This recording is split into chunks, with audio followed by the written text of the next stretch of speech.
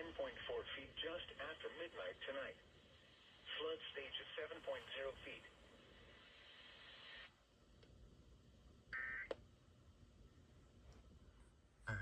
I don't know what the hell happened here with this flood warning, but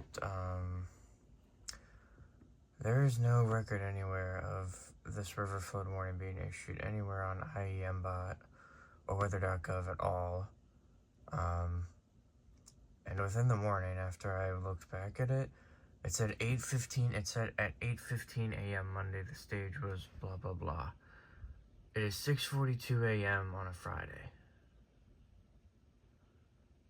and there is no rain that is prompting that. And this is on WGIR, and that's a different origin, unless I'm on a different station.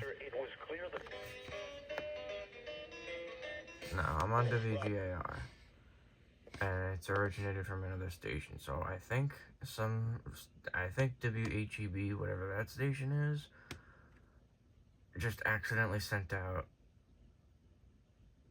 a pre-recorded river flood warning from a while ago, because I don't know what the fuck just happened.